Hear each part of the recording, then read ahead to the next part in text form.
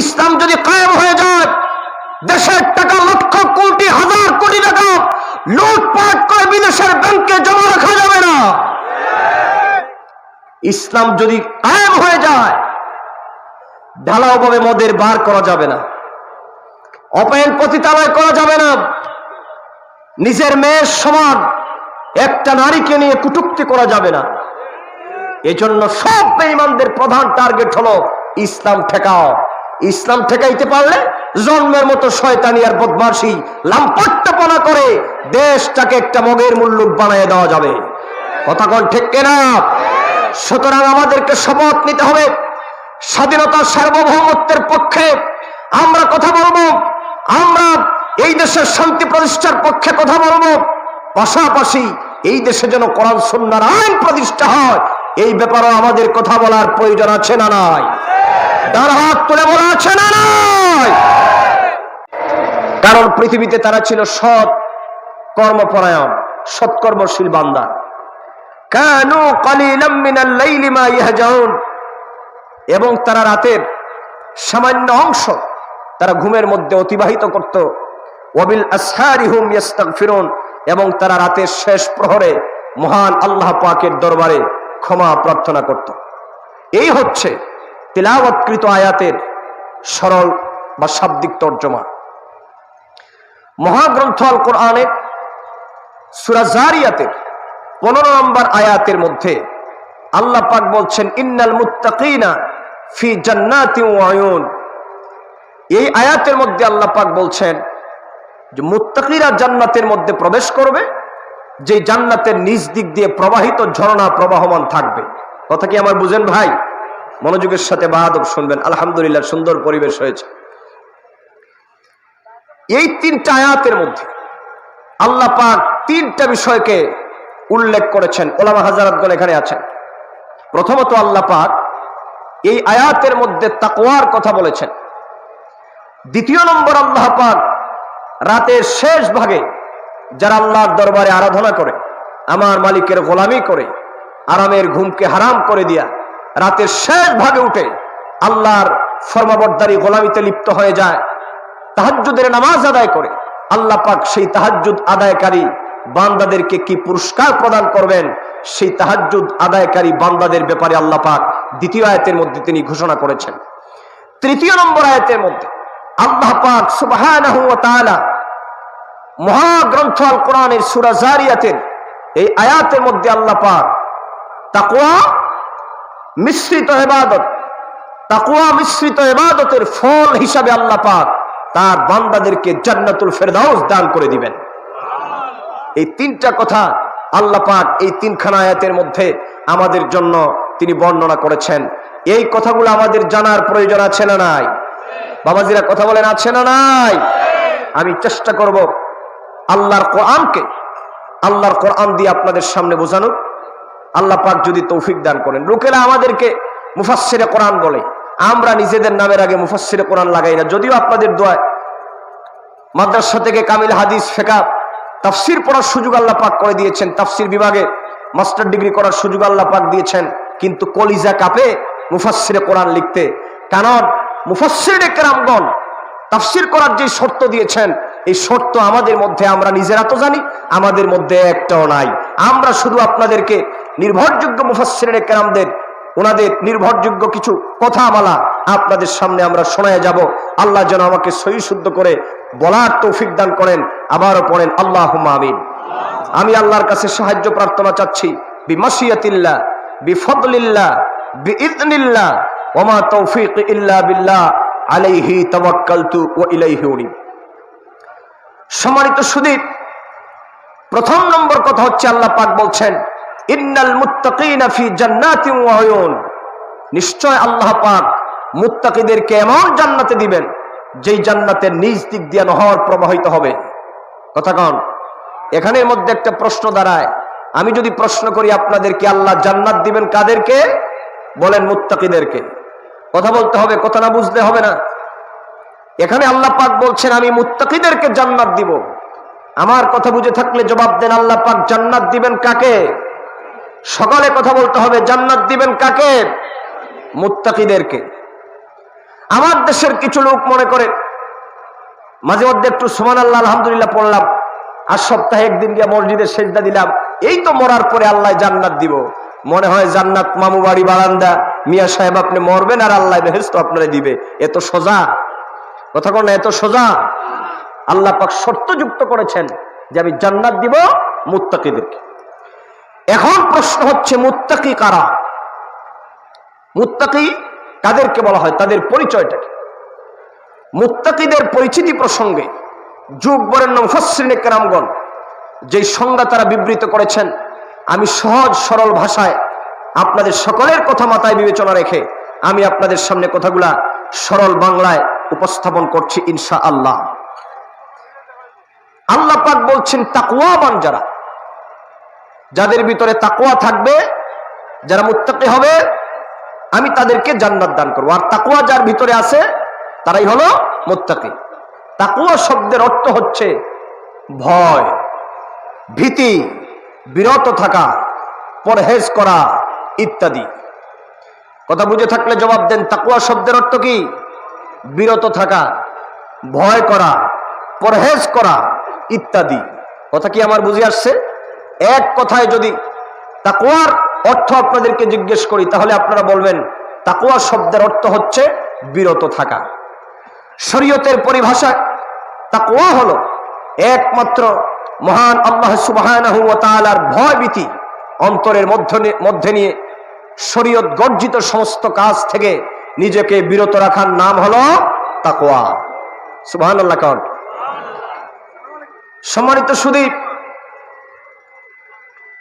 সম্মানিত সুদীপ, আবারও আমি বলছি, এক কথায় শরীয়তের পরিভাষায় তাকওয়া হলো আল্লাহর ভয় ভীতি অন্তরে নিয়ে শরীয়ত গর্জিত আল্লাহ নিষিদ্ধকৃত বিষয় থেকে নিজেকে বাঁচানোর নামই হলো তাকওয়া। আচ্ছা আপনারা বলুন তো, নামাজ পড়ার হুকুম কার?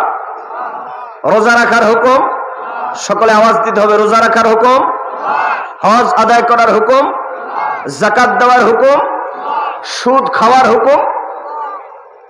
কোনটায় কয় সুদ খাওয়ার হুকুম বলে আল্লাহর? কিরে ভাই, এই এশার নামাজের পরে যদি আমাদের হুশ জ্ঞান ঠিক না থাকে, রাত্রে 12টা-1টার সময় তো আমাদের কি যে অবস্থা হবে সেটা আল্লাহই জানে। কথা কন ঠিক কিনা? আমি মাঝে মধ্যে আপনাদের একটু অ্যাটেনশন ডাইভার্ট হয়েছে কিনা সেটা পরীক্ষা করব। আপনারা বলুন, সুদ না খাওয়ার হুকুম কার? নামাজ আদায় করার হুকুম। সুতরাং আল্লাহর ভয় ভীতি অন্তরে নিয়ে সমস্ত বর্জিত কাজ থেকে বিরত থাকা, সেটাই হলো তাকওয়া। এই তাকওয়া যার ভিতরে থাকবে তাকে বলা হয় মুত্তাকি। সব গুণাবলীর মধ্যে তাকওয়া হলো অন্যতম। যার মধ্যে তাকওয়া থাকে সে পার্থিব জীবনের লোভ, লালসা, খারাপ কাজ ইত্যাদি করতে পারে না। তাকওয়া যার ভিতরে আছে আল্লাহর ভয়, সে মহান আল্লাহ পাকের ভয় ভীতি অন্তরে নিয়ে দুনিয়ার সব পাপ কর্ম থেকে নিজেকে বিরত রাখে, কোনো অন্যায় অশ্লীল কাজে নিজেকে লিপ্ত করে না। সাহাবী হযরত আব্দুল্লাহ ইবনে আব্বাস রাদিয়াল্লাহু তাআলা আনহু বলেন যে ব্যক্তি নিজেকে শিরক এবং কবিরা গুনাহ, অশ্লীল কাজ এবং কথাবার্তা থেকে নিজেকে বিরত রাখতে পারে তাকেই বলা হয় মুত্তাকি। হযরত আব্দুল্লাহ ইবনে আব্বাস রাদিয়াল্লাহু তাআলা আনহু বলেছেন, মুত্তাকি কাদেরকে বলা হয়? যে ব্যক্তি শিরক করে না, মিথ্যা বলে না, অশ্লীল কাজ করে না, তার কি বলা হয়? মুত্তাকি। কবিরা গুনাহের সমূহের মধ্যে অন্যতম আকবরুল কাবাইর হচ্ছে আল্লাহর সাথে শিরক করা। ভালো করে লক্ষ্য করুন, কথা বলেন। আল্লাহর সাথে শিরক করা কি সওয়াবের কাজ না গুনার কাজ? এমন গুনার কাজ যেই গুনাহ পৃথিবীতে আল্লাহ পাক কোনোদিন মাফ করেন। মহাগ্রন্থ আল কোরআনের মধ্যে আল্লাহ পাক বলেন, ইন্নাল্লাহা লা ইয়াগফিরু আন ইউশরাকা বিহি ওয়া ইয়াগফিরু মা দুনা যালিকা লিমান ইয়াশা ওয়া মান ইউশরিক বিল্লাহি ফাকাদ দাল্লা দালালাম মুবিনা। জোরে বলুন আল্লাহু আকবার। আল্লাহ পাক বলছেন, বান্দারে তোমরা যদি মুত্তাকি হতে চাও, প্রথম অবস্থায় তোমরা শিরকের গুনাহ করতে পারবে না। আর শিরক হচ্ছে আল্লাহ পাকের সাথে শরীক স্থাপন করা, আল ইশরাকু বিল্লাহ, আল্লাহর সাথে শরীক স্থাপন করা। এই পৃথিবীতে আল্লাহ পাক যত বড় অপরাধী হন না কেন, এই পৃথিবীর মধ্যে যত বড় অপরাধী হন না কেন, গুনাহগার হন না কেন, আল্লাহ পাক চাইলে আপনার গুনাহগুলোকে মাফ করে দিতে পারেন। এই পৃথিবীতে আল্লাহ পাক বলছেন, বান্দারে তোমার গুনাহ যদি হয় জমিন সমান, আমি আল্লাহ পাকের রহমত হলো আকাশ সমান। তোমার গুনাহ যদি হয় আকাশ সমান, আমি আল্লাহ পাকের রহমত হলো আরশে আজিম সমান। বান্দারে তোমার গুনাহ কদ্দুর, তোমার গুনার চাইতে কোটি কোটি গুণ বিশালতা আমার, আমি আল্লাহ পাকের রহমতের। সুতরাং আল্লাহ পাক এই পৃথিবীতে যত বড় অপরাধী হোক না কেন, রব্বুল আলামিন চাইলে তার বান্দার সমুদয় গুনাহগুলা মাফ করে দিতে পারেন। পৃথিবীর মধ্যে যত বড় অপরাধী হোক, আল্লাহর দরবারে কান্না করলে পরে মাফ করে দিবেন আল্লাহ পাক। কিন্তু আল্লাহ পাক বলছেন, বান্দারে একটা গুনাহ আমি কোনোদিন মাফ করি না, পৃথিবীর মধ্যে কোনোদিন আমি মাফ করি না। সেই গুনাহটা হলো শিরকের গুনাহ। আমার সাথে যারা শরীক স্থাপন করবা, সব গুনাহ মাফ করে দিল, আমার সাথে শরীক স্থাপনের গুনাহ আমি আল্লাহ মাফ করব না। সুতরাং আল্লাহর সাথে শিরক করা যাবে না। সৈরাক মুসলমান, এই পৃথিবীর মধ্যে আল্লাহর জাতে কোনো শরীক নাই, আল্লাহ পাকের সিফতে কোনো শরীক নাই।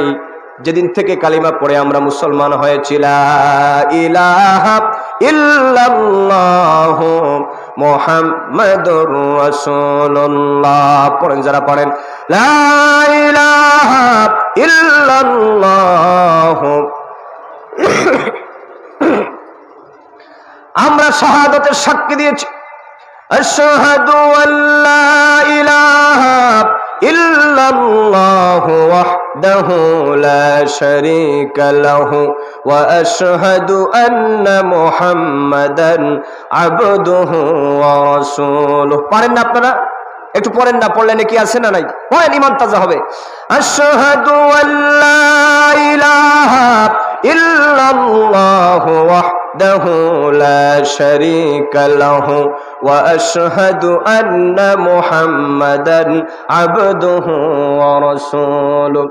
যেদিন থেকে কালিমা পড়লাম, আমি সাক্ষ্য দিলাম লা ইলাহা ইল্লাল্লাহ, আল্লাহ ভিন্ন কোনো ইলাহ নাই, আল্লাহ পাকের জাতে কোনো শরীক নাই, আল্লাহ পাকের সিফতে কোনো শরীক নাই।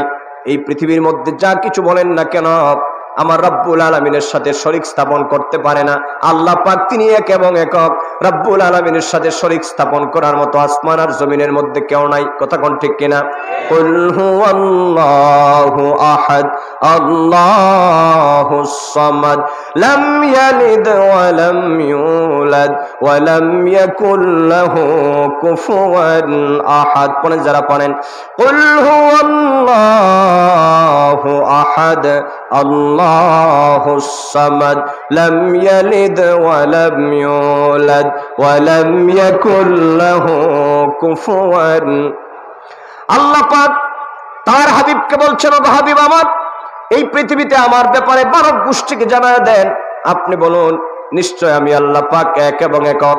কুল হুয়াল্লাহু আহাদ, হাবিব আপনি বলে দেন আমি আল্লাহ পাক হলাম এক এবং একক, আমার জাতি কোনো শরীক নাই, আমার সিফতে কোনো শরীক নাই। এই পৃথিবীতে আমি আল্লাহ পাককে কেউ জন্ম দেয় নাই, আমি আল্লাহ পাক ও কাউকে জন্ম দেই নাই। লাম ইয়ালিদ ওয়া লাম ইউলাদ, আল্লাহ পাকের কোনো পিতা নাই, মাতা নাই। বিশ্ব ব্রহ্মাণ্ডের মধ্যে আমার আল্লাহ পাকের কোনো ছেলে সন্তান নাই। ওয়া লাম ইয়াকুল লাহু কুফুয়ান আহাদ, আসমান এবং জমিন গোটা বিশ্ব চরাচরে আমার মালিকের কোনো অংশীদারিত্ব করতে পারে এমন কেউ, কথা বলতে হবে, এমন কেউ। শিরক মুক্ত আকীদা তাকওয়ার প্রধান এবং প্রধানত শর্ত। যে ব্যক্তি শিরক থেকে মুক্ত থাকলো, সে তাকওয়ার প্রথম ধাপ কি করলো? আদায় করে নিল। আর এই শিরকটা হচ্ছে আল ইশরাকু বিল্লাহ, আল্লাহর সাথে কাউকে অংশীদারিত্ব করা। শিরক পৃথিবীতে সবচেয়ে বড় গুনাহ।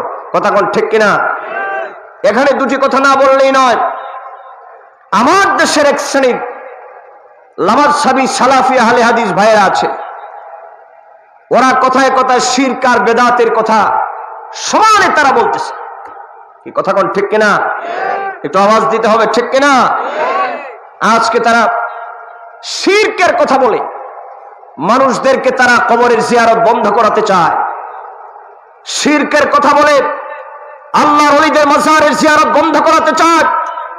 শিরকের কথা বলে নবীর ইয়া নবী সালাম আলাইকা আর ইয়া রাসূলুল্লাহ স্লোগানকে তারা বন্ধ করাতে চায়। ঠিক করে বলো। আমাদের কথা হচ্ছে পরিষ্কার, শিরক পৃথিবীতে সবচেয়ে বড় গুনাহ, সেটা আমরা জানি। পবিত্র কোরআনুল কারীমের মধ্যে শিরকের গুনাহকে সবচেয়ে বড় গুনাহ বলা হয়েছে। আর শিরকটা হলো আল ইশরাকু বিল্লাহ, আল্লাহর সাথে কাউকে অংশীদারিত্ব করা। আপনারা মুরব্বী বাবাজির একটু জবাব দেন।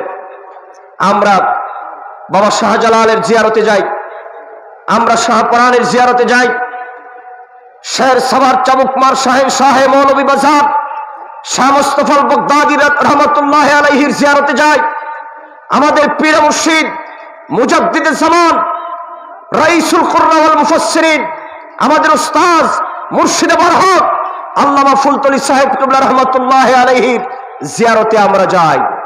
আমরা বাংলাদেশ তথা বিশ্বের আনাচে-কানাচে অসংখ্য গণিত আল্লাহর ওলিদের জিয়ারতে আমরা যাই। আপনারা বলুন তো, বুকে হাত দিয়া কখনো কি আমরা আল্লাহর ওলিদের দরবারে গিয়া বলি যে বাবা শাহজালাল সুম্মা মাদাল্লাহ, আল্লাহ বলতে কেউ নাই, তুমি আমাদের খোদা, আর তোমার কাছে আমরা আসছি, তুমি আমাদেরকে এটা সেটা দান করো? আপনারা একটু ইমানের সাথে বলুন, এই কথা কি কোনো পাগলও বলে? কি একটু জবাব দেন না, কথা কোন এই কথা কি আমরা বলি ভাই?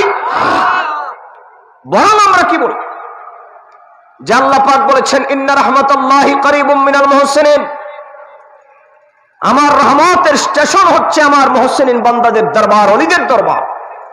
আমরা বাবা শাহজালালের কাছে গিয়ে বলি, বাবা শাহজালাল, আমরা অপরাধী, আমরা গুনাহগার, আপনি তো আল্লাহর ওলি, সুতরাং আল্লাহ দুনিয়াতে কোনো বন্ধুর কাছে আইসা যদি এক বন্ধুর সুপারিশ নিয়ে যদি আরেক বন্ধুর কাছে যাওয়া হয়, ওই বন্ধু তার সুপারিশটাকে মঞ্জুর করে নেয়। আল্লাহ আমরা তো গুনাহগার, আমরা তোমার বন্ধু শাহজালালের দরবারে এসেছি, আর তোমার বন্ধুর ওসিলা নিয়ে তোমার কাছে চাই, আল্লাহ তোমার বন্ধুর ওসিলায় তুমি আমাদের গুনাহগুলো মাফ করে দাও, তোমার বন্ধুর ওসিলায় আল্লাহ তুমি আমাকে মুক্ত করে দাও, তোমার বন্ধুর ওসিলায় আল্লাহ তুমি আমাদেরকে নাজাত দাও। আপনারা বলুন, এই কথার মধ্যে কি কোনো শিরকের কোনো গন্ধ আছে? আসতে বললে হবে না, যুবক ছেলের আওয়াজ দাও, এই কথার মধ্যে কি শিরকের কোনো গন্ধ আছে? সুতরাং আমি আজকে মাহফিল থেকে স্পষ্ট করে বলতে চাই, যারা শিরকের কথা বলে ইয়া নবী সালামু আলাইকা স্লোগান বন্ধ করতে চায়, নারায়ে রিসালাতের স্লোগান বন্ধ করতে চায়, আল্লাহর ওলিদের মাজারের জিয়ারত বন্ধ করতে চায়, নিঃসন্দেহে তারা বেঈমান, তাতে কোনো সন্দেহ নাই। যারা হাত তুলে বলে ঠিক না, এদের সাথে ইমানদারের কোনো সম্পর্ক। ওলিদের জিয়ারত আমরা চাই কিনা? আসতে কবেন না, ডানা হাত তুলে বলেন চাই কিনা? ইয়া নবী সালামু আলাইকার স্লোগান আমরা চাই কিনা? নারায়ে রিসালাতের স্লোগান আমরা চাই কিনা? কারো ফতোয়ায় আমরা এইগুলা বন্ধ করব? কথা কোন বন্ধ করব? ওলিদের দরবারে আমরা যাব, আমরা গিয়েছি, ভবিষ্যতে আমরা যাব, কথা কোন ঠিক কিনা? সুতরাং শিরক মস্ত বড় গুনাহ, কেউ যদি আল্লাহর অংশীদারিত্ব সাব্যস্ত করে সেটা হয়ে যাবে শিরক। আর এই শিরক থেকে বেঁচে থাকা তাকওয়ার প্রধানতম শর্ত। আমার কথা কি আপনারা বুঝেন? আমার কথা বাই সিকোয়েন্স বুঝতে হবে। প্রথম নম্বর কথা হচ্ছে, আল্লাহ জান্নাত দিবেন কারে? মাশাআল্লাহ, ছাত্র হিসেবে তো আপনারা অনেক ভালো। আল্লাহ জান্নাত দিবে কারে? মুত্তাকিদেরকে, যাদের ভিতরে তাকওয়া আছে। আর আব্দুল্লাহ ইবনে আব্বাস রাদিয়াল্লাহু তাআলা আনহু বলছেন, তাকওয়ার প্রধান শর্ত হলো নিজেকে শিরক থেকে মুক্ত রাখা। কার ভয়ে? যাবতীয় পাপ কার্য থেকে মুক্ত রাখা কার ভয়ে? দ্বিতীয় নম্বর হচ্ছে, ওই ব্যক্তিটা খারাপ কোনো কবিরা গুনাহ করবে না। কবিরা গুনাহ 70টার মতো কবিরা গুনার কথা হাদিসে পাকের মধ্যে এসেছে, বিভিন্ন কিতাবের মধ্যে হাদিসে 70টা গুনার কথা এসেছে। আমার বাবাজিরা, এই কবিরা গুনাহ করবে না। এই কবিরা গুনার মধ্যে অন্যতম একটা গুনাহ হলো নামাজ ছেড়ে দেওয়া, পিতামাতার সাথে বেয়াদবি করা, চুরি করা, জেনা ব্যভিচার করা, মদ খাওয়া, ঘুষ খাওয়া, ঘুষ দেওয়া, সুদ খাওয়া, সুদ দেওয়া, এই বিষয়গুলো হলো কবিরা গুনার মধ্যে অন্তর্ভুক্ত। এই কথাগুলা ভালো করে লক্ষ্য করুন। তাকওয়াবান হতে হলে প্রথমত যে শর্তগুলা, সেটা হলো কবিরা গুনার থেকে আপনি মুক্ত থাকা লাগবে, নিজেকে মুক্ত রাখা লাগবে। আমার ভাইরা, এখানে দুটি কথা শুধু বলি। আজকের সমাজের মধ্যে সুদ এবং ঘুষ, জেনা ব্যভিচার, অশ্লীলতা আমাদের সমাজের মধ্যে আছে না নাই? একটু আস্তে কথা বলবেন না, জোরে বলেন আছে না নাই? সমস্ত ফাহেসা কর্মকাণ্ড আমাদের সমাজের মধ্যে আছে না নাই? আছে আমাদের সমাজের মধ্যে। যুবক বন্ধুরা মনে রাখবা, নাটক সিনেমার মধ্যে যে অশ্লীল দৃশ্যগুলা দেখানো হয়, আমার দেশের যুবকের চরিত্রকে ধ্বংস করে দেওয়ার জন্য আজকে বিভিন্ন ধরনের পায়তারা চালানো হচ্ছে। আজকের পৃথিবীর মানুষের ইজ্জত সম্ভ্রমকে বিনষ্ট করে দেওয়ার জন্য সিনেমা, টেলিভিশনগুলা আর ভারতীয় চ্যানেলগুলা বন্যার পানির মতো আজকে তারা অশ্লীল দৃশ্যগুলা সমাজের মধ্যে প্রচার করছে। মনে রাখবারে যুবক, এই চক্ষুটা আল্লাহ পাক দিয়েছেন পবিত্র কোরআনুল কারীম তেলাওয়াত করার জন্য। রে যুবক, তুমি যৌবনের তাড়নায় পড়ে গুনাহ খাতার মধ্যে লিপ্ত হয়ে গেছো। মনে রাখবা, গভীর রাতের অন্ধকারে চার দেয়ালের মধ্যে আল্লাহ পাক বলছেন, চার দেয়ালের মধ্যে যদি তোমরা একজনে গুনাহ খাতা করো, দ্বিতীয় হিসাবে আমি আল্লাহ পাক তোমার সাথে আছি। দুইজনে মিলে যদি বান্দারে তুমি গুনাহ খাতা করো, তৃতীয় নম্বর আমি আল্লাহ পাক আছি। তিনজন মিলে যদি তোমরা গুনাহ খাতা করো, মনে রাখবা তোমাদের তৃতীয় জনের মধ্যে চতুর্থ অবস্থায় আমি আল্লাহ তোমাদের সাথে আছি। ইন্নাল্লাহা আলিমুম বিযাতিস সুদূর। তিনি শুধু আমাদের সাথেই আছেন না, তিনি আমাদের অন্তঃকরণে, আমাদের হৃদয়ের গভীরে যে কথাগুলা, সেই কথাগুলাও জানেন কে? আসতে কমেন না, জোরে কোন জানেন কে? সুতরাং অশ্লীলতার ধারে কাছে যাওয়া যাবে না, কবিরা গুনার ধারে কাছে যাওয়া যাবে না। আজকের সমাজের মধ্যে জেনা ব্যভিচারের যেই প্রচার প্রসার করানো হচ্ছে, আল্লাহ পাক পবিত্র কালামে পাকের মধ্যে বলছেন, বান্দারে জেনা ব্যভিচার করা তো দূরের কথা, এই জেনা ব্যভিচারের কাছেও তোমরা যাবা না। জেনা ব্যভিচার যেই কাজগুলা করলে পরে হয়, দেখলে পরে হয় জেনার গুণ, ওই কাজগুলার ধারে কাছেও তোমরা যাবা না।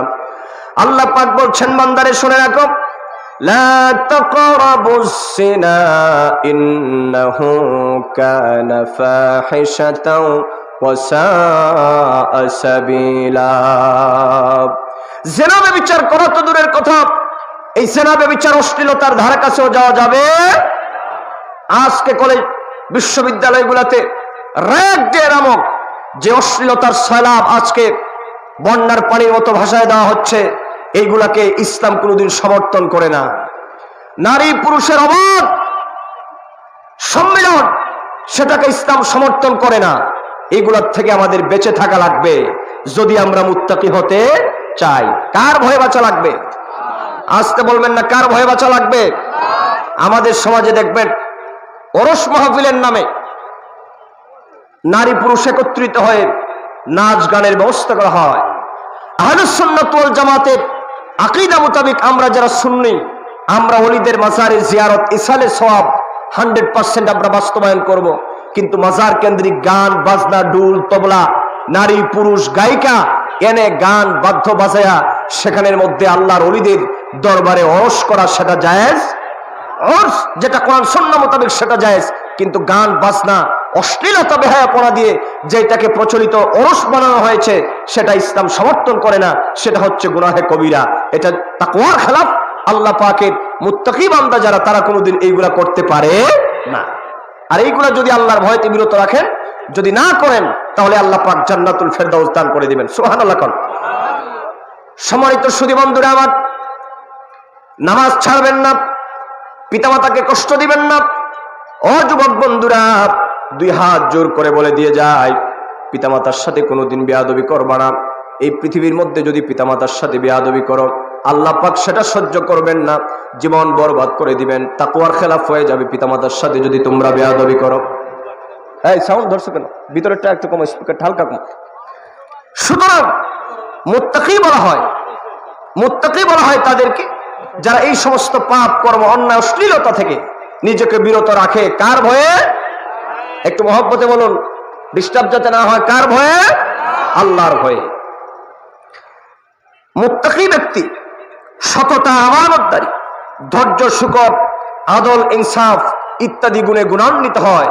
মুত্তাকি ব্যক্তি কোনোদিন জুলম করতে পারে না। মুত্তাকি ব্যক্তি কোনোদিন পরের হক মারতে পারে না। মুত্তাকি ব্যক্তি রাজনীতির নামে কোনোদিন কোনো মানুষকে আঘাত করতে পারে না। কথা কোন ঠিক কিনা? আমার দেশে আছে না রাজনীতির নামে আজকে সমানে স্থানীয় নির্বাচনকে কেন্দ্র করে আমরা পত্রপত্রিকায়, সোশ্যাল মিডিয়ায় যে সংবাদ আমরা দেখলাম, সমানে মানুষ খুন হয়েছে। এটা কি ইসলামের শরীয়ত মোতাবেক জায়েজ না নাজায়েজ? ইসলাম সেটাকে সমর্থন করে। সুতরাং একজন মুত্তাকি ব্যক্তি এই কাজগুলা কোনোদিন সমর্থন করতে পারে না, পাপ কাজের ধারে কাছেও সে যাইতে পারে না।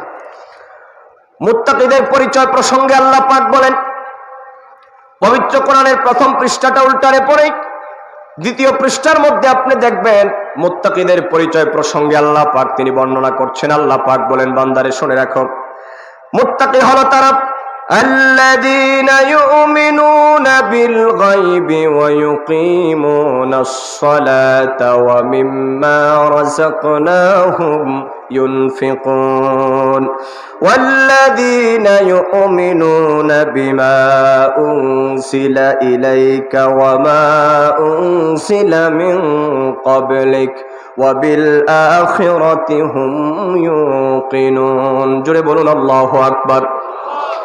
এই আয়াতের মধ্যে আল্লাহ পাক মুত্তাকি যারা হবে তাদের 7টা অবস্থা বর্ণনা করেছেন। আল্লাহু আকবার কোন। মুত্তাকি যারা হবে এই গুণগুলো তাদের মধ্যে থাকা লাগবে। এর মধ্যে প্রধানতম গুণ হলো মুত্তাকি যারা হবে, তাকওয়াবান যারা হবে, তাদের প্রথম গুণ হলো, কথা কি আমার বুঝেন বাবাজি? এই কথাগুলো বোঝার দরকার আছে না নাই? আমার বাবাজিরা, মুরব্বী বাবাজিরা, ও কলিজার টুকরো যুবক বন্ধুরে, ভালো করে লক্ষ্য করেন, মুত্তাকি যারা হবে তাদের 7টা গুণ আল্লাহ পাক এই আয়াতের মধ্যে বর্ণনা করেছেন। এর মধ্যে প্রধানতম গুণ হলো আল্লাযীনা ইউমিনুনা বিল গায়ব। মুত্তাকি যারা তাদের প্রথম এবং প্রধানত কোয়ালিটি হলো আল্লাযীনা ইউমিনুনা বিল গায়ব, অদৃশ্যের উপর বিশ্বাস করবে যারা। অদৃশ্য কি? যা দৃশ্যমান নয়, কথা কি বুঝেন? গায়েব হলো যা দৃশ্যমান নয়। অদৃশ্য হচ্ছেন আমার আল্লাহ। আল্লাহকে কি কোনোদিন দেখছেন ভাই? আচ্ছা বাবাজিরা বলেন তো, আল্লাহরে আপনারা কোনোদিন দেখছেন? আমাদের বাপ দাদায় দেখছে, আমাদের সদ্য গোষ্ঠী আরো যারা আসবে, দেখা কি সম্ভব হবে? আল্লাহ পাক বলছেন, লা তুদরিকুল আবসার, এই পৃথিবীর কোন দৃষ্টি শক্তি আমাকে মুহাইয়া করতে পারবে না, আমাকে দেখা সম্ভব নয়। লাইসা কামিসলিহি শাইউন, কারণ পৃথিবীতে কোনো জিনিস আল্লাহর তুলনা করা চলে না। আল্লাহ কিরকম, এটা কি কোনো তুলনা দিতে পারবেন? এই পৃথিবীর কেউ আল্লাহকে দেখে নাই আমার দয়াল নবী ছাড়া। মহব্বতে বলেন না সুবহানাল্লাহ। আমার দয়াল নবী আমার আল্লাহ পাককে দেখেছেন। কিভাবে দেখেছেন? আল্লাহ যেইভাবে তার হাবিবকে দেখা দিয়েছেন আমার দয়াল নবী সেইভাবে দেখছেন। এটার কাইফিয়ত বর্ণনা করা সম্ভব নয়। অদৃশ্য হলো আল্লাহ, অদৃশ্য হচ্ছেন আল্লাহ, অদৃশ্য হচ্ছে জান্নাত জাহান্নাম, অদৃশ্য হচ্ছে ফেরেশতা, অদৃশ্য হচ্ছে পরকাল। আপনারা বলুন, আপনারা জান্নাত জাহান্নামের নাম শুনেছেন, জীবনে কি কোনোদিন বেহেশত কিরকম আপনারা কি দেখছেন বাবাজি? ফেরেশতা আমাদের কাঁধে 2 জন আছে। মা ইয়ালফিযু মিন কাওলিন ইল্লা লাদাইহি রাকীবুন আতীদ। আমার জন্মস্থান এলাকার এক কবি লিখেছিলেন, 2 কাঁধে 2 মুহুরি, লিখতে আছেন ডায়েরি। কি কথা কর না? তিনি লিখেছেন 2 কাঁধে 2 মুহুরি, লিখতে আছেন ডায়েরি। 2 মুহুরি, 2 জন ফেরেশতা আমার সাথে আছে, আপনার সাথে আছে। জীবনে কোনোদিন দেখছেন যে ফেরেশতা 2 জন দেখতে কেমন? আপনাদের ভাবেন মনে হয় বোঝা যায় যে কয়েকজন মনে হয় আপনারা দেখছেন। আপনার কাঁধে 2 জন ফেরেশতা আছে না নাই? যুবকরা আওয়াজ দাও না কেন, আছে না নাই? জীবনে দেখছেন? কিরামান কাতিবিনা ইয়ালামুনা মা তাফআলুন। 2 কাঁধে 2 জন ফেরেশতা আল্লাহ পাক ডায়েরি করার জন্য আল্লাহ লিখে দিয়েছেন। আজকে যে আমি নিসারামত এখানের মধ্যে বক্তৃতা রাখছি, এনায়েতুল্লাহ আব্বাসী সাহেব, ডক্টর সাহেব বক্তব্য রাখবেন, এখানের মধ্যে দেখেন আরো কয়েকটা ফেরেশতা এখানের মধ্যে দাঁড় করাই দিছে। কথা কোন ঠিক কিনা? আপনারা দেখুন, একটা রূপক করতে বললাম আর এখানের মধ্যে দাঁড় করে দেওয়া হয়েছে। তার মানে হলো এই মুহুরিগুলো আমরা যা বলি ভিডিও স্ক্রিনের মধ্যে আমাদের কথাগুলো তারা রেকর্ড করবে, সত্য বললেও করবে, মিথ্যা বললেও করবে, সব কথাগুলো এখানের মধ্যে রেকর্ড হয়ে যাবে। আল্লাহ পাক বলছেন, বান্দারে তোমার সকাল থেকে সন্ধ্যা পর্যন্ত তোমার প্রত্যেকটা কাজকর্ম, তোমার প্রত্যেকটা কর্মসূচি, তোমার জীবনের চলার গতিপথ, দুনিয়ার মধ্যে তোমার জীবনটা আমি আল্লাহ পাক দিয়ে আমি শেষ করে দেই নাই। প্রত্যেকটা মুহূর্তে তোমার জীবন কোন জায়গার মধ্যে তুমি কাটাচ্ছ রে বান্দা, তোমার প্রত্যেকটা কাজকর্মের রেকর্ড করার জন্য আমি দুইজন মুহুরি তোমার দুই কাঁধের মধ্যে আমি রেখে দিলাম। মা ইয়ালফিযু মিন কাওলিন ইল্লা লাদাইহি রাকীবুন আতীদ। আর দুইজন মুহুরিকে আমি দায়িত্ব দিয়ে দিলাম, কোথায় তুমি শ্বাস প্রশ্বাস নিক্ষেপ করছো, কোথায় তুমি কথা বলছো, কোথায় তোমার দিন কাটাচ্ছ, রাত কাটাচ্ছ, আমি আল্লাহ পাক দুইজন মুহুরিকে আমি দায়িত্ব দিয়ে দিলাম তোমার সব কাজকর্মগুলা যেন ডায়েরিভুক্ত করে, এজন্য দুইজন ফেরেশতাকে আমি লাগাই দিলাম। অসংখ্য ফেরেশতা এই মাহফিলের চতুর্দিকে আছেন। আল্লাহর কোন বান্দা যদি ঘর থেকে ইলমে দ্বীনের মজলিসের মধ্যে আসার জন্য যদি রওনা হয়ে যায়, ওয়া ইন্নাল মালাইকাতা লাতাদাউ আজনিহাতাহা রিদাল লিতালিবিল ইলম, হাদিসে পাকের মধ্যে এসেছে, ইবনে মাজাহ শরীফের হাদিস, ঘর থেকে আল্লাহর কোন বান্দা যদি দ্বীনি মজলিসে বসার জন্য রওনা হয়ে যায়, পবিত্র কোরআন শোনার জন্য, হাদিস শোনার জন্য, তাদের সম্মানার্থে আল্লাহ পাকের ফেরেশতারা তাদের কদমের নিচে নূরের পাখাগুলা তারা বিছায় দেয়, নূরের গালিচা তারা বিছায় দেয়। কিন্তু আপনারা বলুন, আসার সময় বারন্তির মানুষ রাস্তাঘাটে ফেরেশতার সাথে একটা টেস্ট টক্কর খাইছেন নাকি? কি কথা কোন খাইছেন? আর কি খাওয়ার সম্ভাবনা আছে নাকি? মিডিয়ার বাইরা, কখনো তোমাদের মিডিয়ার দ্বারা কি, আপনাদের মিডিয়ার দ্বারা কি ফেরেশতা দেখা কি সম্ভব হয়েছে নাকি? আপনার কাঁধে আজ সম্ভব হয় নাই। তার মানে হলো ফেরেশতারা হলো অদৃশ্য, কিন্তু আছে তারা। এই ঈমান এবং বিশ্বাস আমাদের ভিতরে রাখার প্রয়োজন আছে না নাই? আজ তো কমান্ডার জোরে বলেন, আছে না নাই? আখিরাত হলো অদৃশ্য।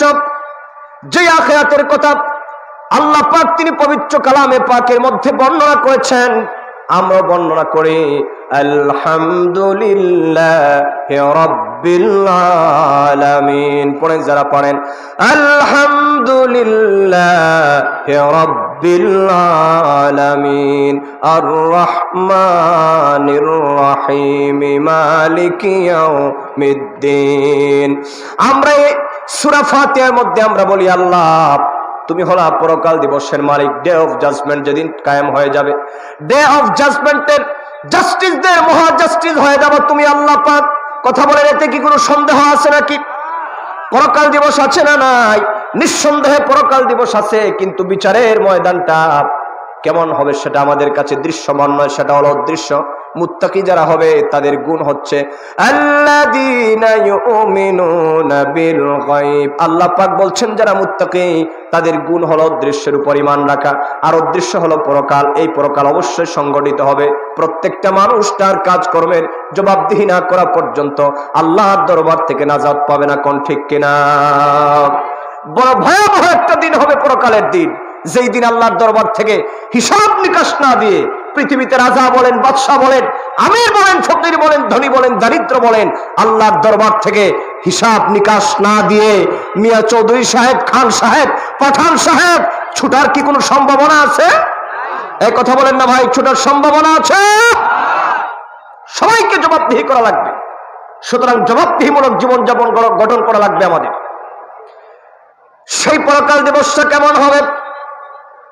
আল্লাহ পাক বলছেন, হাবিব আমার, ওয়ামা আদরাকা মা ইয়াউমুদ্দিন সুম্মা মা আদরাকা মা ইয়াউমুদ্দিন। ওগো হাবিব, এই পরকাল দিবসটা কেমন হবে এই ব্যাপারে কি আপনি জানেন নাকি? আল্লাহ পাক তার বন্ধু নবীকে প্রশ্ন করছেন, বন্ধু গো আমার, এই যে পরকাল দিবসটা হবে, এই পরকাল দিবসটার ব্যাপারে আপনি কি জানেন নাকি? আল্লাহ পাক তিনি আবার তার হাবিবকে জানায় দিচ্ছেন পরকাল দিবসটা কেমন হবে। আল্লাহ পাক সূরা ফাতিরের মধ্যে বলেছেন, ইয়াউমা লা তামলিকু নাফসুন লিনাফসিন শাইআন ওয়াল আমরু ইয়াউমা ইযিল লিল্লাহ। পরকাল দিবসটা হয়ে যাবে এমন একটা দিন, যেই দিন কেউ কারো কোনো কাজে আসবে না, কেউ কারো সাহায্য করবে না। মেয়ে তার মায়ের কাজে আসবে না, মা তার মেয়ের কাজে আসবে না, ছেলে তার বাবার কাজে আসবে না, বাবা তার ছেলের কাজে আসবে না, নেতা তার কর্মীর কাজে আসবে না, কর্মী তার নেতার কাজে আসবে না। কথা কোন ঠিক কিনা? দুনিয়ার মধ্যে থাকা অবস্থায় রিভলভার একটা হাতে দিয়া বলে, বেটা সলিমুদ্দিন অমুক বেটার মাথার খুলে উড়াই দে, কিন্তু মারা যাওয়ার টাইমে আর পরকালের মধ্যে নেতা কি বলবে নাকি, আল্লাহ তারে গুলি করার অর্ডার আমি দিয়েছিলাম, তার পাপটা আমার কাছে দিয়ে দাও। এই কথা কি বলবে না? কি বলবে না? লা তাজিরু ওয়াজিরাতুন উযরা উখরা, একজন আরেকজনের বোঝা বহন করবে না, সেই পরকাল আছে, এতে কোনো সন্দেহ নাই। সুতরাং একজন মুত্তাকি বান্দা পরকাল যদিও দেখা না যায়, ঈমান রাখবে পরকাল আছে, কোনো সন্দেহ নাই। লা ইলাহা ইল্লাল্লাহ।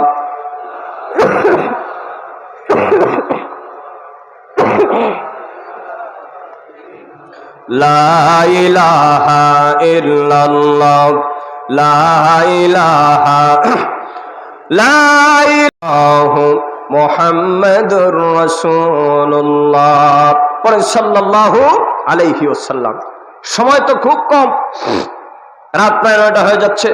আমি অল্প সময়ের মধ্যে, যেহেতু অনেক লম্বা কথা, এই 3 আয়াতের ব্যাখ্যা প্রায় 3 দিন বলা যাবে, আমি সংক্ষিপ্ত আকারে শুধু আপনাদেরকে কিছু কথা বলতে চাই। সুতরাং আমাদের ভিতরে সেই ধারণা বদ্ধমূল থাকতে হবে, মুত্তাকি যারা, তাদের প্রধানত গুণ থাকবে, তারা ভয় করবে কাকে?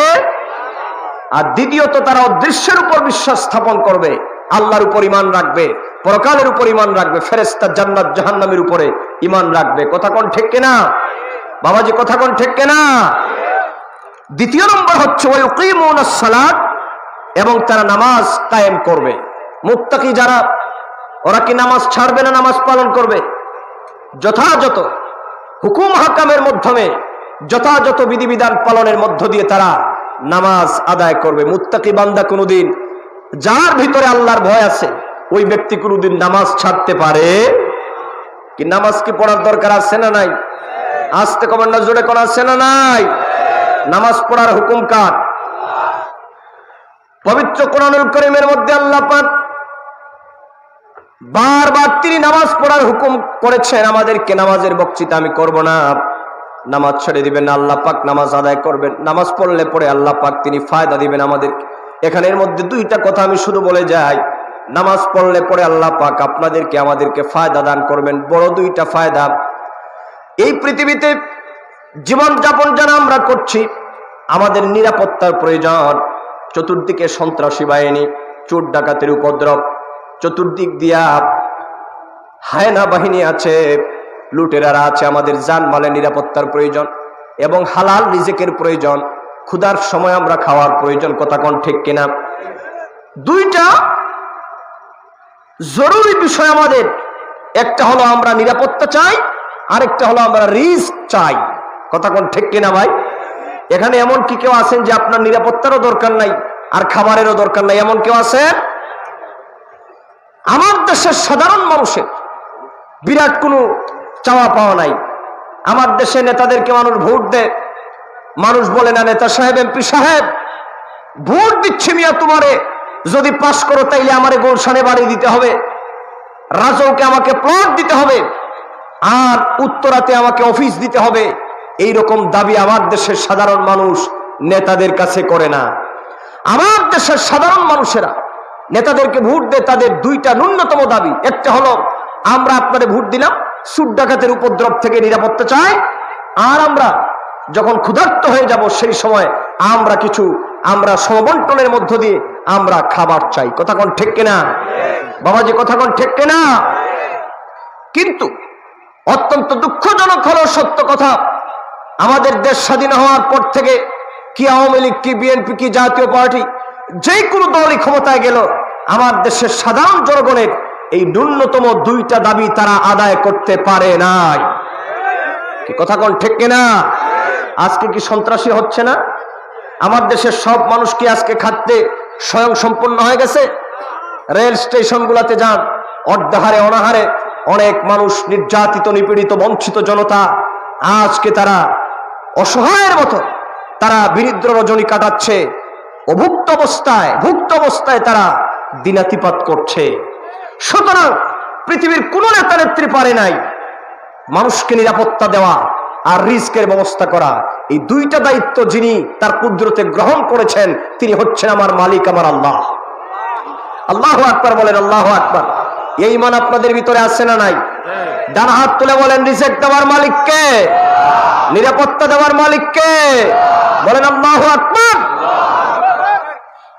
আপনারা কি চোর ডাকাতের হাত থেকে নিরাপত্তা পেতে চান? কি কথা বল না? চান? আর ক্ষুধার যন্ত্রণার সময় কি খাবার খাইতে চান? এই 2টা জিনিস যদি আপনাদের প্রয়োজন হয়, আল্লাহ পাক বলছেন, বান্দারে এই পৃথিবীর কোনো নেতা, এই পৃথিবীর কোনো মানুষ তোমাদেরকে এই দুইটা জিনিস দিতে পারবে না। এই দুইটা জিনিস যিনি দিতে পারবো তার নাম হলো আল্লাহ। আল্লাহ পাক বলছেন, বান্দারে এই দুইটা জিনিস যদি তোমরা চাও তাহলে তোমরা আমার ইবাদত করবা, আমার বন্দেগী করবা। ফালইয়াবুদু রাব্ব হাযাল বাইত, পড়েন যারা পারেন, ফালইয়াবুদু রাব্ব হাযাল বাইত। ওই ঘরের রবের ইবাদত করবা। ওই ঘর মানে কি? কাবা ঘর। আর কাবা ঘরের রবকে? একটু কথা বলেন না, কাবা ঘরের রবকে? আল্লাহ পাক বলছেন, বান্দারে যদি তোমরা আমার ইবাদত করো, আমি আল্লাহ পাক খুশি হইয়া তোমাদেরকে দুইটা জিনিস দান করব। আল্লাযী আত'আমাহুম মিন জু' ওয়া আমানাহুম মিন খাউফ। যদি আমি আল্লাহর বন্দেগী করো, গোলামি করো, নামাজ যদি 5 ওয়াক্ত আদায় করো রে বান্দা, সময় মতো যদি নামাজ আদায় করো, আমি আল্লাহ পাক ক্ষুধার যন্ত্রণার সময় তোমাদেরকে খাবার দিব, আর চোর ডাকাতের উপদ্রব থেকে তোমাদের জানমালের নিরাপত্তা দান করে দিব। সুতরাং মুত্তাকি বান্দা যারা, তাদের 2 নম্বর কোয়ালিটি হলো ওয়ায়ুকিমুনাস সালাহ, তারা নামাজ আদায় করবে। আল্লাহ পাকের যে সমস্ত হুকুম আহকাম বিধিবিধান আছে, শর্তগুলা মেনে তারা নামাজ আদায় করবে। আল্লাহর ভয় ভীতি অন্তরের মধ্যে নিয়ে তারা নামাজ ছাড়বে না। আল্লাহর বান্দারা তারা নামাজ আদায় করবে। এরপরে 3য় নম্বর হলো ওয়ামিম্মা রাযাকনাহুম ইউনফিকুন, আল্লাহ পাক তাদেরকে যা দান করেছেন সেখান থেকে তারা মানুষদেরকে দান সদকা করবে। কথা বলেন, দান সদকা করার প্রয়োজন আছে না নাই? সমাজের গরিব মানুষ, অসহায় নির্যাতিত মানুষ, ও মিয়া ভাই, আল্লাহ পাক যাদেরকে ধন দৌলত প্রদান করেছেন, একটা কথা চিন্তা করবেন, সে আল্লাহ পাক আপনাকে ধন দান করেছেন, যে আল্লাহ পাক একজন গরিব মানুষকে আপনার দরবারে সাইল বানায় দিয়েছেন। কখনো কি চিন্তা করেছেন নাকি আল্লাহ পাক আপনাকে টাকা পয়সা দিয়েছেন? ও ভারতীয় যুবক বন্ধুরা রে, ও বাড়িঘরের সম্মানিতা মা বোনেরা, আমার মুরব্বী বাবাজিরা, কখনো কি চিন্তা করেছেন নাকি আল্লাহ পাক যাদেরকে ধন দৌলত প্রদান করেছেন, ইচ্ছে করলে তো আল্লাহ পাক আমাকে ভিক্ষুক বানায়া অপরজনের দরজায় পাঠিয়ে দিতে পারতেন। যে আল্লাহ পাক আমাকে অপরজনের দরজায় আমাকে না পাঠায়া, যে আল্লাহ পাক আমাকে ধন দৌলত প্রদান করেছেন, ওই আল্লাহ পাক বলছেন, বান্দারে আমি ধন দৌলত দেওয়ার পরে কুক্ষিগত করে রাখবা না। মুত্তাকি যদি হতে চাও, ওয়া মিম্মা রাযাকনাহুম ইউনফিকুন, সুতরাং আমি আল্লাহ পাক তোমাদেরকে যে সমস্ত ধন দৌলত প্রদান করেছি, মুত্তাকি যদি হতে চাও, আমার প্রিয় ভাজন বান্দা জান্নাতি যদি হতে চাও, আমার দেওয়া রিজিক থেকে গরিব অসহায়দেরকে তোমরা দান করে দিবা। সুবহানাল্লাহ। সমাজে দান সদকা করতে হবে। যাকাত ব্যবস্থা প্রচলন আমাদের সমাজে ঢালাওভাবে নাই বিদায়, এজন্য সমাজে উঁচু নিচু ভেদাভেদ এখনো আছে। কেউ দেখা যায় 1000 লক্ষ টাকা খরচ করে মার্কেটিং করে, ঈদের সময় স্ত্রীর শাড়ির দাম 42,000 টাকা, মেয়ের কাপড়ের দাম 44,000 টাকা। পাশের বাড়ির একজন গরিব মানুষ আগামীকাল সকাল বেলায় 1 প্যাকেট সেমাই কেনার পয়সা তার হাতে নাই। এই কথা কন না, ঠিক কিনা? আত্মনিপীড়িত নির্যাতিত মানবতার পক্ষে কথা বলেছে আমার ইসলাম। পৃথিবীর নির্যাতিত বঞ্চিত মানুষের পক্ষে কথা বলেছে আল্লাহর কোরআন, ঠিক কিনা বলো? সুতরাং কোরআনের আইন এবং বিধান সমাজে নাই বিধায় আজকের সমাজে শান্তি হচ্ছে না। আবার এক শ্রেণীর বেঈমানেরা আছে, ওরা আবার কোরআনের শাসন, ইসলামের হুকুমত কায়েম করতে ওরা দিবে না। ইসলামী আইন এই দেশে প্রচলিত হোক সেটাও তারা চায় না। কারণটা কি? কারণটা হলো, কোরআনের আইন যদি এই দেশে চালু হয়ে যায় তাহলে নামাজ পড়া লাগবে, রোজা রাখা লাগবে, হজ যাকাত আদায় করা লাগবে, শয়তানি করা যাবে না, বদমাশি করা যাবে না। ইসলাম যদি কায়েম হয়ে যায়, দেশের টাকা লক্ষ কোটি হাজার কোটি টাকা লুটপাট করে বিদেশের ব্যাংকে জমা রাখা যাবে না।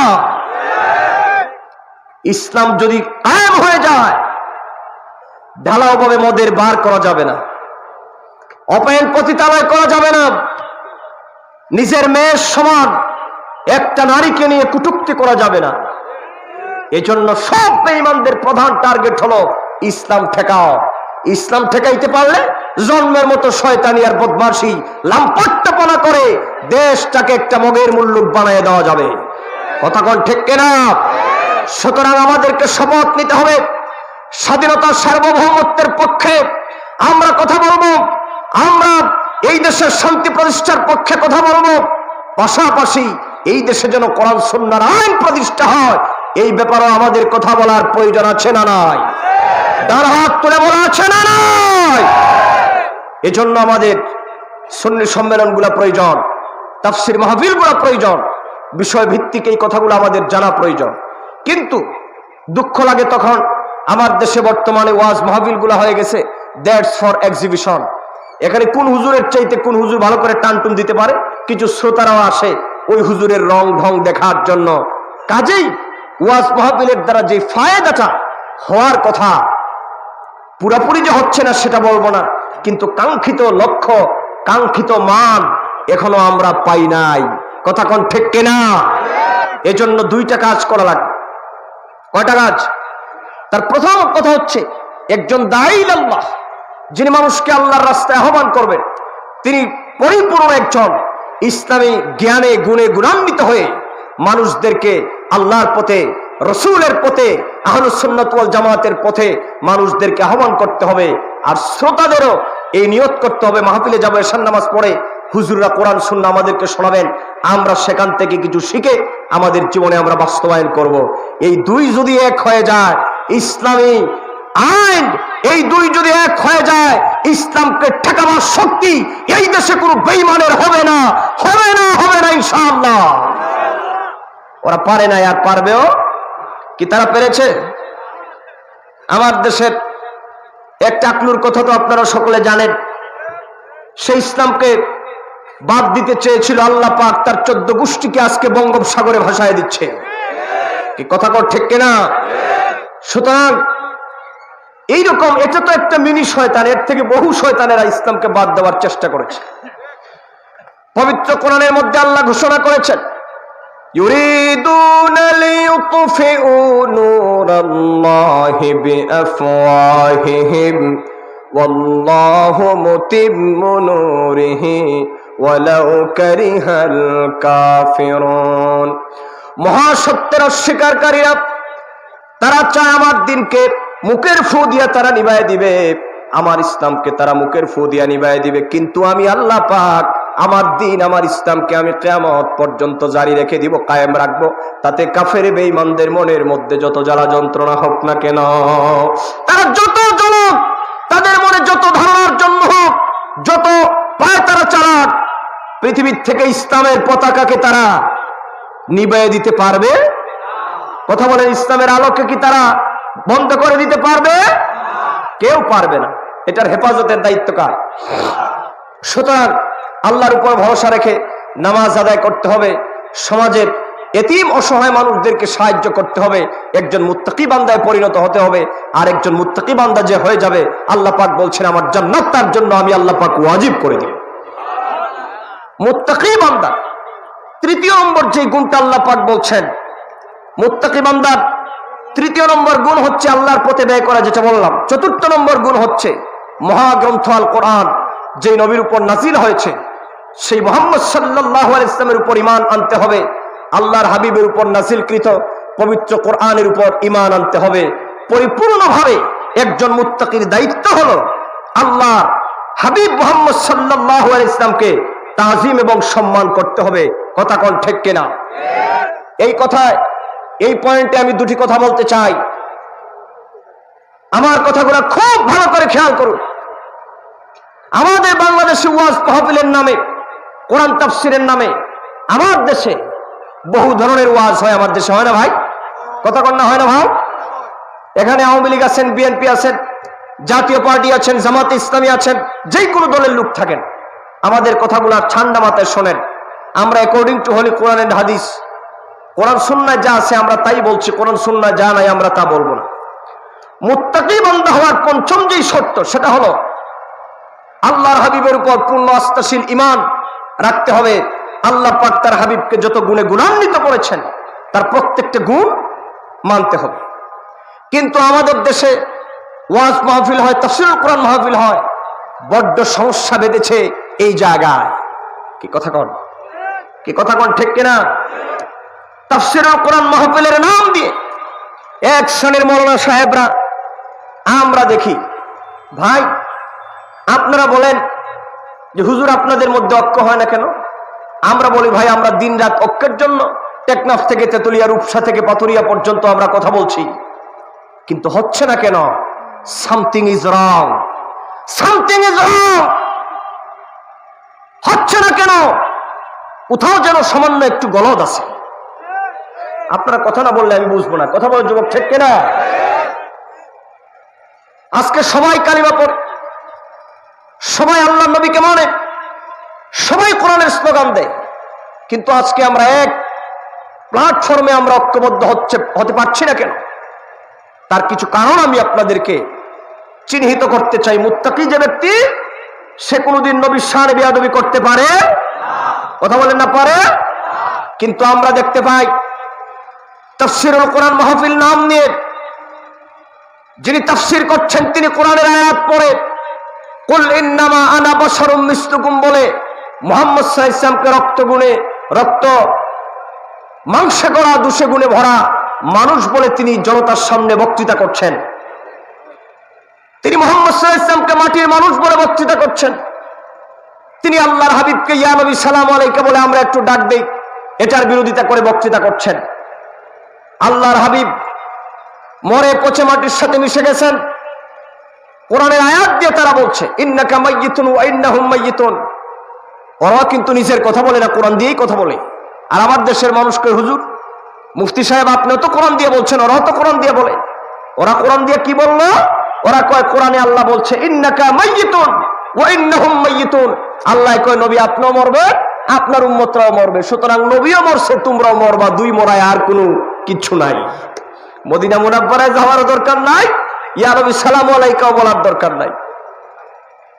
আপনারা বলুন, এই ধরনের কথাবার্তা যারা আল্লাহর কোরআনকে সামনে নিয়ে বলবে, আজকে আমি জাতির সামনে একটি কথা স্পষ্ট করে বলতে চাই, আমি অদম গুনাহগার নেসার আহমদের কথা নয়। এখানে বিজ্ঞ ওলামা হাজারাত আছেন, শিক্ষিত মানুষেরা, ভদ্র মানুষেরা এখানে আছেন, জ্ঞানী গুণী শিক্ষিত ভদ্র সমাজ। একটা কথা সাফ জানিয়ে দিতে চাই, শুনে রাখো, পৃথিবীর মোল্লা মুন্সিরা, পৃথিবীর মৌলবীরা, আসমানের নিচের জমিনের উপরে এমন কোন মোল্লা মৌলবীর জন্ম হয় নাই। পবিত্র কোরআনের বিসমিল্লাহর বা থেকে নিয়ে মিনাল জিন্নাতি ওয়ান নাসের সিন পর্যন্ত 6666 খানা আয়াতে কোন একটা শব্দ আল্লাহ পাক আমার দয়াল নবীর বিরুদ্ধে একটা শব্দ নাযিল করেন নাই। ডান হাত তুলে বলো ঠিক কিনা? আমার দয়াল নবীর বিরুদ্ধে একটা শব্দ আসমানের নিচে জমিনের উপরে এমন কোন মোল্লা মৌলবী দেখাতে পারবে? সব জানিয়ে দিলাম। সুতরাং আজকে যারা মুহাম্মদ সাল্লাল্লাহু আলাইহি ওয়াসাল্লামকে আমাদের মতো বলতে চায়, আল্লাহর কোরআন পড়ে যারা আমার নবীকে মৃত বলতে চায়, মনে রাখবেন এইগুলা কোরআনের থিওরি নয়, এইগুলা মৌলানা সাহেবদের নিজস্ব মন গড়া বানানো মতবাদ আর থিওরি। আপনাদের এই ঠিকে ওয়াজ বক্তব্য হবে না, আপনাদের এই ঠিকে শয়তান বারন্তি বাজারেও যাবে না। কি কথা কোন ঠিক কিনা? সুতরাং আমরা মুত্তাকি হতে চাইলে আল্লাহ পাক তার দয়াল নবীকে যে সমস্ত গুণে গুণান্বিত করেছেন, সেই সমস্ত গুণগুলো আমাদের মানতে হবে।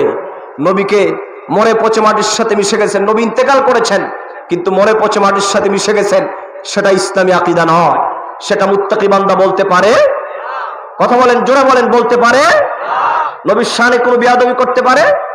মুত্তাকি যে হবে সে কি আল্লাহর হাবিবের শানে বেয়াদবি করতে পারে?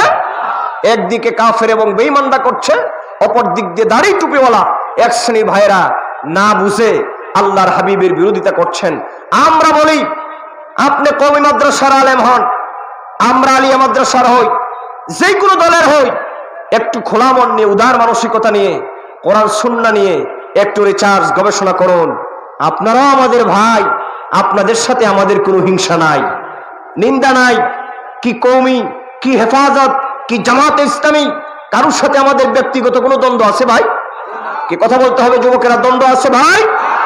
যদিও দু এক জায়গায় কিছু দ্বন্দ্ব আছে, এইগুলা মৌলিক কিছু বিষয় এবং শাখা প্রশাখাগত কিছু বিষয় অনেকে না বুঝার কারণে এইগুলা নিয়ে আজকে দ্বন্দ্বের জন্ম হচ্ছে। আমরা আপনাদেরকে বলবো, আপনাদের আকাবির মুরব্বী যারা আছে ওনাদের মাধ্যমে কথা বলে আপনারা একটু রিচার্জ গবেষণা করার চেষ্টা করুন। দেখবেন আল্লাহ নবীর শানে কোনো বিয়াদবি একটা কথা কোরআন হাদিসে আপনারাও খুঁজে পাবেন না, আমরাও খুঁজে পাবো না। তখনই আমাদের মধ্যে একটা ঐক্য সূত্রতা সম্ভব।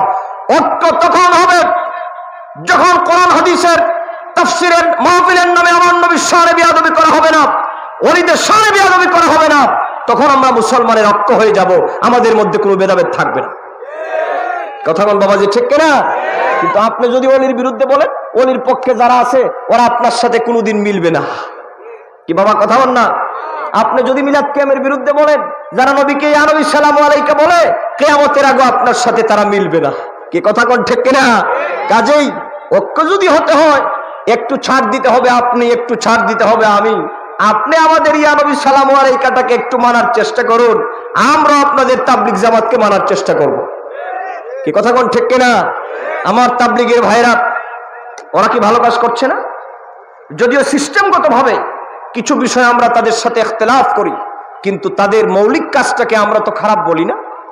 আমরা তো কখনো বলি না মাহফিলে উঠে যে তাবলিগ করা সেটা হারাম। কিন্তু আপনারা আমরা একটু ইয়া নবী সালামু আলাইকা পরে রবিউল আউয়াল বললে আপনাদের ফতোয়াবাজির অভাব হয় না। এই কথা কোন ঠিক কিনা? তো আপনারাই যদি আবার ইসলাম কায়েমের স্বপ্ন দেখেন, আপনি কেমন ইসলামবাদী মানুষ যে আপনি ইসলাম কায়েমের স্বপ্ন দেখেন আর ইসলামপন্থী আরেক ভাইকে আপনি দূরে সরানোর চেষ্টা করেন। কি কথা কোন ঠিক কিনা? সুতরাং এই রকম আইডিওলজি দিয়ে জগা খিচুড়ি তালে গুলে পাকায় জগা খিচুড়ি ছাড়া ফায়দা হবে না। ফায়দা হবে তখন যখন আপনাদের মধ্যে আমার নবীর শানে বিয়াদবি থাকবে না। ফায়দা হবে তখন যখন ওয়াজ মাহফিলের নামে ভণ্ডামি থাকবে না। এক শ্রেণী কিছু ভণ্ডামি বাদ দিবে, আরেক শ্রেণী কিছু বিদআত আর শিরক বাদ দিবে। তখনই আমরা একসাথে হয়ে ইসলাম কায়েমের স্বপ্ন দেখতে পারি।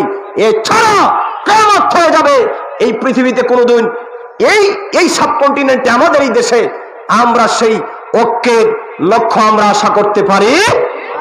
তারপর আমরা স্বপ্ন দেখছি, তারপর আমরা ঐক্যের দাওয়াত দেই ইসলামের স্বার্থে, মুসলমানের স্বার্থে, কোরআনের স্বার্থে, সুন্নিয়তের স্বার্থে আমরা ভাই ভাই হয়ে কাঁধে কাঁধ মিলিয়ে আল্লাহর কোরআন নবীর সুন্নাহ আমরা প্রচার করব। বলেন ইনশাআল্লাহ। বড় করে বলেন ইনশাআল্লাহ। ভাইরে কেমন করে নবীর বিরোধিতা করবেন? আল্লাহ পাক আমার দয়াল নবীর উম্মত আমাদেরকে বানাইছে, এর চাইতে বড় নিয়ামত তো আমাদের আর কিছু হতে পারে? আপনার বিবেককে একবার গোপনে প্রশ্ন করেন, কেমন করে আমার নবীর বিরোধিতা করবেন? আমরা তো ধন্য আমার দয়াল নবীর উম্মত হয়ে। সুবহানাল্লাহ কর। আমি ধন্য গো রাসূল তোমাকে পেয়ে, আমি ধন্য গো রাসূল তোমাকে পেয়ে, আমি আরো বেশি ধন্য তোমার উম্মত হয়ে, আমি আরো বেশি ধন্য তোমার উম্মত হয়ে, আমি ধন্য গো রাসূল তোমাকে পেয়ে, আমি ধন্য গো রাসূল। বলেন তোমার উম্মত হতে চেয়েছিল সকল নবী, তোমার প্রেমে ঝুঁকে পড়ে সৃষ্টির ছবি, আহা সৃষ্টির ছবি, তুমি সেই নবী যার কদমে চন্দ্র রবি, তুমি সেই নবী যার কদমে চন্দ্র রবি, ঝুঁকে পড়ে সর্বদাই বেকুল হয়ে, বলো ঝুঁকে পড়ে সর্বদাই বেকুল হয়ে, আমি ধন্য গো রাসূল তোমাকে পেয়ে, আমি ধন্য গো রাসূল। আরো বেশি ধন্য তোমার গোলাম হয়ে, আমি আরো বেশি ধন্য তোমার গোলাম হয়ে, আমি ধন্য গো রাসূল তোমাকে পেয়ে, আমি ধন্য গো রাসূল তোমাকে পেয়ে। আল্লাহুম্মা সাল্লি আলা।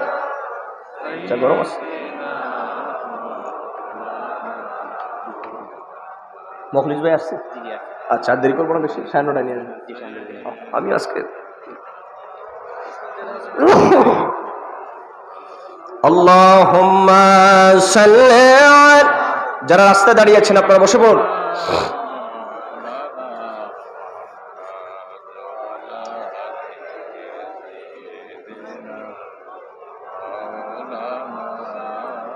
সকলে পড়ুন আলহামদুলিল্লাহ। সম্মানিত সুধী, আমি আপনাদের সামনে